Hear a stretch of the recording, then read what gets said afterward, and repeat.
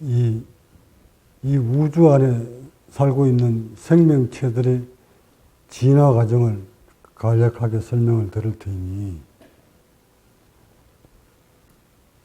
적어도 모름지기 수행자라면 깨닫고자 한다면 생명체가 어떻게 진화되어 가는지 정도는 다른 생명체들은 몰라도 좋습니다. 그러나 인간에 대해서는, 여러분의 몸에 대해서는 대략적으로 간략하게 어떻게 살아가고 있는지에 대해서 어렴풋이나마 이론으로 정립되어 있어야 돼요. 물론 저야 수행해 가는 과정에서 하나하나 알아차림하면서 마지막에 많은 것을 툭 터뜨리듯 깨달았지만 여러분들은 이미 제가 건너온 길이기 때문에 나의 체험을 여러분 것으로 삼아야 됩니다. 그러려면 상대방 경험을 여러분 것으로 활용을 할 수 있어야 됩니다. 경전이란 바로 깨달은 이가 남겨놓은 체험을 거울 삼아 그 길을 후학들이 가는 것입니다. 그러니까 지도도 없이 가는 것보다 보물이 어디에 묻혀져 있는지를 지도 하나 들고 가는 것이 지도가 없는 것보다 낫지 않을까?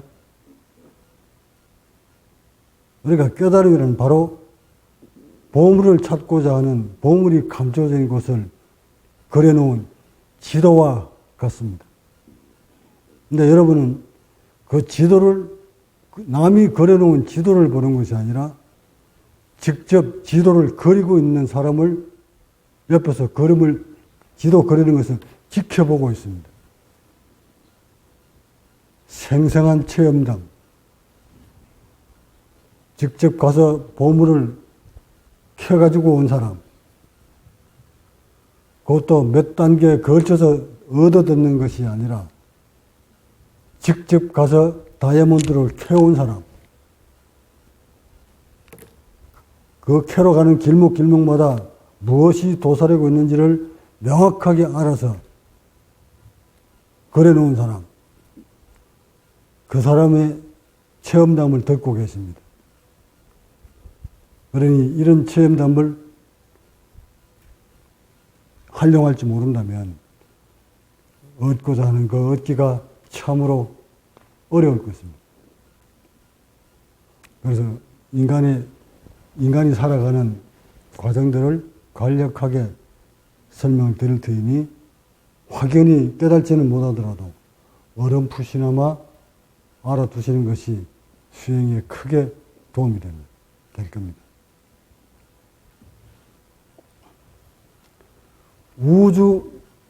우주에서 주어진 환경적인 조건이 있고, 지구 안에서 또 지구가 주어지는 지리적 여건 환경이 각각 다릅니다. 하늘에 떠 있는 달과 해, 별, 또한 그 해에서 나오는 각종 햇빛, 자외선, 적외선 등 생명체에 해로움을 주기도 하고 이로움을 주는 각종 전파, 파장, 그런 것들이 우리 생명체에 크게 영향을 미치고 있음에도 아직 인간은 거기까지 접근을 못합니다. 또한 우주가 주어진 조건, 압력과 중력과 또한 공기 속에 포함되어 있는 산소와 이산화탄소와 질소와 등등 이런 것들이 우리 인간의 바로 생명들하고 직결되어 있는데도 이것을 까마득하게 모른 채 무엇을 깨달으려고 하는 어리석은 중생 수행자들. 자신의 생명하고 직결되어 있는 이거조차도 대략적이나마도 알지 못하고 있는 이 우매한 중생들이 인체에 대해서, 인간에 대해서 뭘 깨닫고자 이먹고 하고 있는 가련한 수행자들.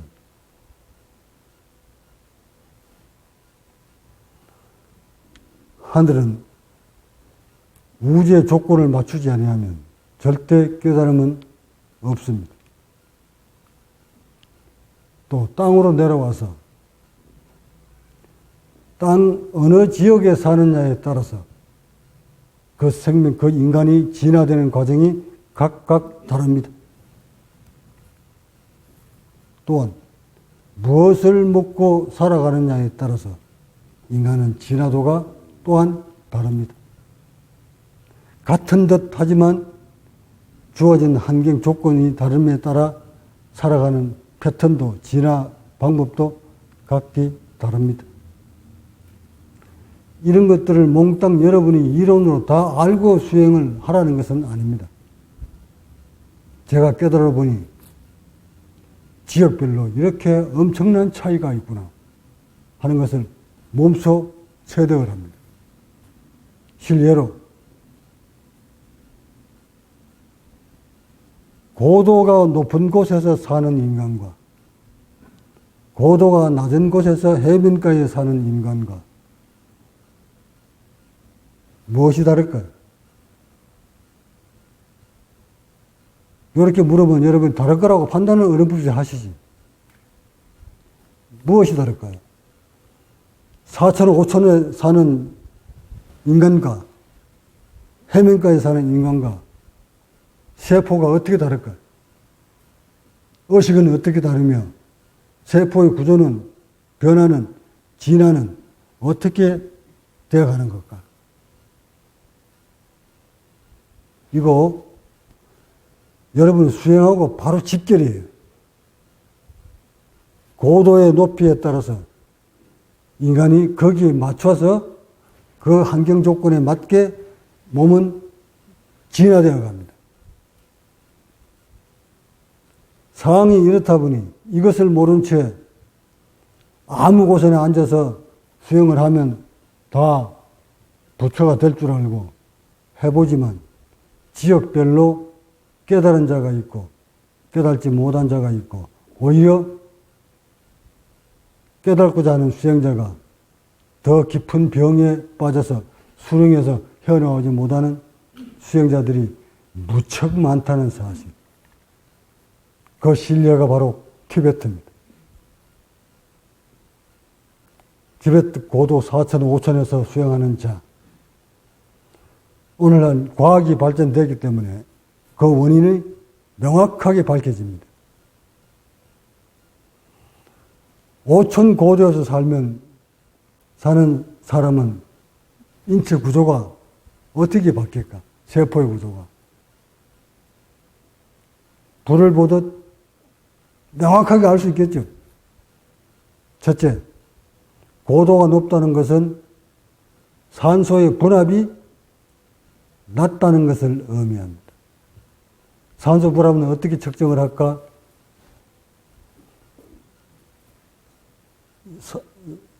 압력이 높은 만큼 산소의 분압도 높아지고 압력이 낮은 만큼 산소의 분압도 떨어집니다. 그러면 산소 분압을 측정해 보면 되지. 그 압력에 따라서 고도에 따라서 압력이 달라지니까 그 압력만 알면 바로 산소의 분압을 계산할 수 있습니다. 자, 이렇게 산소의 분압이 나왔다면 그 다음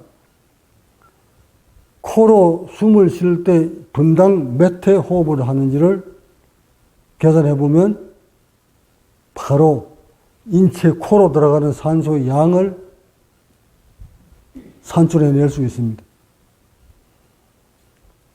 그 산소 양을 산출하고 그 다음 자신의 호흡, 세포 수를 가름해보면 얼마만큼 세포가 살아가는데 얼마만큼 산소가 부족하다는 것을 산술적으로 확인할 수가 있습니다. 하여 인간은 그 산소에 맞게끔 살아가기 위해 인체는 진화를 합니다. 낮은 산소 포화도 속에 세포가 살아가기 위해서는 부득불 산소를 높일 수는 없으니까 낮은 산소를 골고루 인체한테 갖다 주려면 운반책이라는 것이 필요합니다. 산소 운반책. 그 산소 운반책이 뭡니까? 헤모그로빈. 헤모그로빈은 적혈 속에 들어있죠. 그러니까 풍족한 산소를 세포 구석까지 배달해 주려면 부득불 인체는 적혈구를 많이 만들어내야 됩니다. 적혈구를 많이 만들어낸다는 것은 피가 어떻다는 얘기입니까? 늘 뻑뻑한 채로 온몸을 구석구석 돌아다닌다는 것을 의미합니다. 하여 고도가 높은 지역에 사는 주민들이 적혈구 수가 높습니다. 여기에다가 고도 높은 고도를 오르락 내리락 하다 보면 에너지 소모량이 많아지기 때문에 낮은 산소 포화도 속에 많은 양을 에너지를 많이 소비하게 되면 산소를 확보하기 위해서 인체가 부득불 호흡을 깊게 하려고 하는 것은 불보듯이 뻔한 것. 그렇게 호흡을 강하게 하려다 보니까 몸에서 운동하고 남은 부산물, 젖산이 많이 분비가 됩니다. 그렇게 젖산이 분비가 되면 인체는 걷잡을 수 없이 염증화돼서 세포가 병들어 갑니다. 하여 고도가 높은 곳에 사는 사람들의 수명이 짧습니다. 세계적으로 곳곳에 고도 높은 곳에 가서 확인해 보시면 이제 과학자들은 벌써 그걸 다 확인합니다. 또한 장수촌에 가면 환경 조건이 정반대입니다. 이처럼 인간이 어느 지역에서 무엇을 먹고 사느냐에 따라서 인체는 거기에 맞게끔 진화되어 갑니다. 깨달음이란 깨닫고자 한다면 인체가 어떤 조건에서 살도록 만들어지는 것이 세포한테 더 이로우며 어떤 환경 속에 사는 것이 세포가 분열을 끝없이 일으키면서 수명이 길어지는지 어떤 환경 속에서 사는 것이 병 없이 살 수 있는 것인지 이런 것들을 몽땅 다 알아서 그 조건에 맞춰 줘야 됩니다. 몸을. 그러니까 수행자 여러분이 인간이 우주를 변화시킬 수는 없습니다. 압력을 낮출 수도 없고 높일 수도 없고 산소 포화도를 높일 수도 없고 부득불 우리 인간은 우주에 되면 요만한 작은 티끌에 불과합니다. 그런 인간이 우주를 움직일 수 없다면 주어진 우주 환경 속에 우리가 인간이 맞추어서 진화할 수밖에 없습니다. 누가 어떤 사람이 주어진 우주의 환경 속에 딱 맞게끔 인체 구조를 만들어서 사느냐에 따라서 수명도 길어지고 질병도 사라지고 마음도 고요해지고 의식도 잔잔해지면서 병 없이 평화롭게 오래 사느냐에 달려있는데 아직 수행자라고 한 사람들이 인체가 어떤 구조 속에 살아가는지조차도 까마득히 모른 채 무엇을 깨달으려고 해보지만 깨달음은 그런 글 속에 있는 것이 아니라는 것을 저는 수행을 통해서 확연히 체득을 했고 이것을 여러분한테 들려드리는 겁니다. 지금 제가 드리는 이 법문은 과학자들이 인정할 수밖에 없는 법문입니다.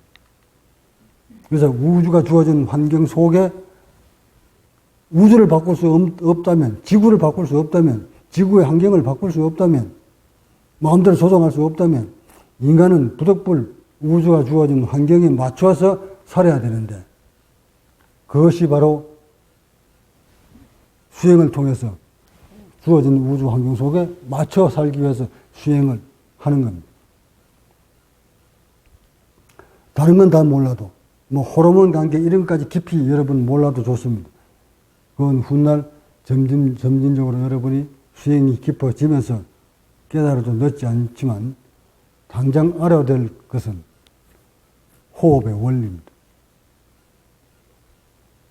말합니다. 각자들은, 지난날 성인들은, 후학들에게 목이 터져라 외쳐댑니다. 의식 고요히 좀 하고 자세 고쳐 세우고 호흡 챙기라고 합니다. 그 호흡 속에 인체의 비밀이, 본성이 감춰져 있다고. 그래서 아들아, 제자들아, 거듭거듭 그렇게 하다 보면 큰 이익이 있으리라. 그렇게 호흡을 관하고 오랜 세월 집중하다 보면 인체의 변화를 맛보게 됩니다. 그 인체의 변화는 바로 호흡을 통해서만 가능합니다. 오늘날 과학시대에 와서 제가 이거 인체의 변화에 대해서 석가모니 부처님은 거듭거듭 행하다 보면 큰 이익이 있으리라 이렇게 설명을 했지만 비과학시대니까, 지금 과학시대니까 거듭거듭 석가모니 부처님이 일러주신 대로 잡다한 생각 버리고 자세 꺾이면, 천골 꺾이기나 명치 끝이 꺾이면 호흡의 통로가 원활하지 않으니 늘 앞가슴 내밀고 천골 쑥 집어 엮고 자세 고쳐 세운 상태에서 호흡을 저 아래쪽 배꼽까지 밀어넣었다 뱉었다 반복하게 되면 흉부가 벌어졌다 오므려졌다를 반복하게 되어 있고, 이 흉부가 벌어졌다 오므려졌다 하는 것은 순전히 부득불 우주에 주어진 압력을 이용해서만 가능하다. 만약에 이 우주에 압력이 존재하지 않는다면 인간은 가슴을 벌렸다 오므렸다를 할 수가 없다. 그렇게 하여 인체가 점점 만약에 이 호흡을 챙기지 아니하고 그대로 방치하면 세월이 흘러가면서록 몸통은 점점 찌그러져 들어옵니다. 축소되어 들어옵니다. 몸통이 축소되어 들어오는 만큼 들어오는 유입되는 산소의 양은 점점 줄어들게 되어 있습니다. 산소 양이 줄어들면 세포의 분열이 멈춰집니다. 그렇게 해서 점진적으로 흉부가 몸통이 찌그러들면 산소를 빨아당길 수 없어서 결국 인체는 병들고 죽어가는 것입니다. 그래서 병들지 않고 일찍 죽지 않으려면 흉부가 찌그러지지 않도록 늘 깨어 살펴야 되는데 그것은 오로지 호흡만이 가능합니다. 호흡을 빼고는 인체를 부풀렸다 오므렸다를 할 수가 없습니다. 그것이 바로 우주가 주어진 조건입니다. 우주가 주어진 조건에 맞춰서 호흡을 해야지 우주가 주어진 조건을 벗어나서는 절대 호흡할 수가 없습니다. 이것이 우리의 생명체고 인체입니다. 이렇게 너무나 간단한 인체의 원리를 모른 채 무엇을 얻으려고 한다면 모래성으로 집 짓는 것과 같습니다. 자, 이제 수행자 여러분이 알아줘야 될 것. 과학자들이, 의학자들이 밝혀놓은 우리 인체는 자율신경계가 신경이 분포되어 있는데 그 자율신경계가 바로 호흡 근육들을 컨트롤합니다. 심장을 뛰게 하고 혈압을 피를 펌핑질해서 보내게 하고 몸의 체온을 조절하고 호흡을 조절하고 영양분을 흡수하고 몸을 힘쓰게 했다가 힘을 빼게 했다가 모든 인체를 조정하는 신경이 바로 자율신경계입니다. 자율신경을 마음대로 조절할 수 있는 자, 깨달은 자는 자율신경을 마음대로 움직일 수 있습니다. 자율신경을 움직일 수 있는 유일한 통로 봅시다. 여러분이 혈압 조절할 수 있습니까, 스스로? 여러분이 의미대로, 마음대로, 임의대로 혈압 조절할 수 있습니까? 높였다, 낮췄다, 마음대로 됩니까? 여러분이 체온 높였다, 낮췄다, 마음대로 됩니까? 여러분이